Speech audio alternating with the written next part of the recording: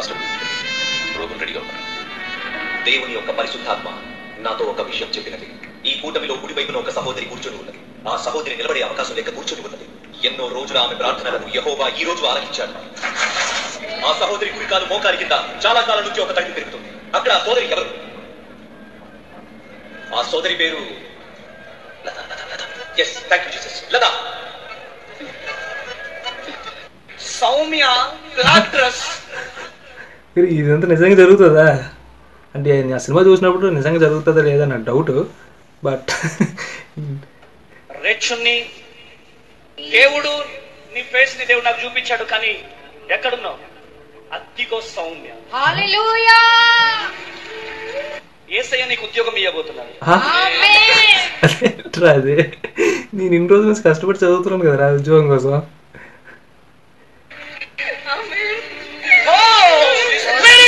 ఇంత సింపుల్ నాకు తెలియదండి ఉద్యోగం రావడం. అనవసరం ఇంత కష్టపడి మనం ఇంత అవసరం పడి చదువుతున్నాం. రేపు నుంచి చర్చికి వెళ్ళిపోదాం. Advance merry Christmas.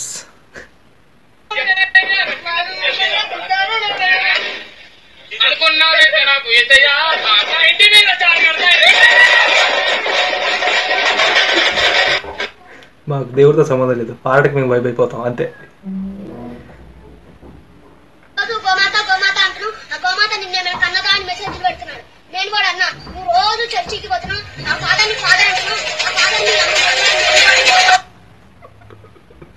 తప్పు గురువు వాళ్ళు అనకూడదు. అయితే డిగ్రీ చదువుతున్న టైంలో 2 గంటల ప్రయాణం. నా కాలేజ్ 8ంటికే స్టార్ట్ అయిపోయింది. నేను వెళ్ళేసరికి ఒక పీరియడ్ కూడా అయిపోయింది. ఒక ఫస్ట్ క్లాస్ అసలు నేను అటెండ్ అవ్వట్లేదు. ఆ అటెండ్ అయ్యే క్లాస్ కూడా పాపం రా. Maths class. అయితే నేను ప్రాబ్లం ఈ క్లాస్ అన్న మారవాలయ్యా. ప్రిన్సిపల్ సార్ ద్వారా దేవుడు ఏం కార్యం చేశారంటే ఆ ఫస్ట్ పీరియడ్ ని నా కోసం మార్చేసి 3rd పీరియడ్ వేయడానికి దేవుడు సహాయం చేశారు. అందుకే గట్టిగా స్తోత్రం చేద్దామా? హల్లెలూయా. ఫస్ట్ పీరియడ్ ని మ్యాథ్స్ మా సబ్జెక్ట్ ని తీసేసి 3rd పీరియడ్ వేశారు. నిజంగా దేవుడు అంతేగాని క్లాస్కి మాత్రం టైంకి వెళ్ళావు నువ్వు. 3rd పీరియడ్కి మాస్తే పర్లేదు, కానీ క్లాస్కి మాత్రం టైంకి వెళ్ళావు. అయినా నువ్వు మ్యాథ్స్ పీరియడ్ ఫస్ట్ పీరియడ్ అనుకో, 3rd పీరియడ్కి షిఫ్ట్ చేశారు. బట్ ఫస్ట్ పీరియడ్ ఎలాగైనా పోతుంది కదా, నువ్వు వెళ్ళట్లే కదా. ఫస్ట్ పీరియడ్ వేరే సబ్జెక్ట్ వేస్తారు అక్కడ, సో అది పోతుంది కదా. ఈ లాజిక్ ఎలా మిస్ అయ్యారు? సర్లే అవి చెప్తే వినేవాళ్ళు ఉన్నప్పుడు నేనేం చెప్తాను, మనం నేనైనా బోల్డ్ చెప్తాను. నేను చెప్తాను మీరు అనట్లేదు ఇప్పుడు. అంటే వినేవాడు ఉంటే చెప్పేవాడు నేనేం చెప్తాడు. Just Christian parents things. Bible చూసి ప్రార్థన చేసిన రోజులు నువ్వు 24 గంటలు ఫోను ప్రార్థన చేస్తే ఇలా అయ్యేది కాదు నీకు. ఎగ్జామ్ చాలా టఫ్ మమ్మీ, ఏమి రాయలేకపోయా. ప్రార్థన చేయకుండా ఎగ్జామ్కి వెళ్తే ఇలా నేర్చింది జీవితం. ఎగ్జామ్కి చదవాలి కదా బ్రో.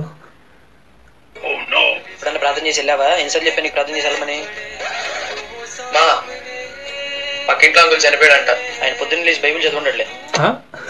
దానికి దీనికి సంబంధం ఏంట్రా? మా ఇవాళ నేను చర్చికి రాను, మీరు వెళ్ళిపోండి, ఫుల్ టైర్డ్ ఉన్నా. విశ్రాంతి దినమును పరిశుద్ధ దినముగా. విశ్రాంతి దినమును పరిశుద్ధ దినముగా. చాలు, ఆ ముక్కతో వెళ్ళిపోవచ్చు. ఇంకా వస్తున్నా పదండి.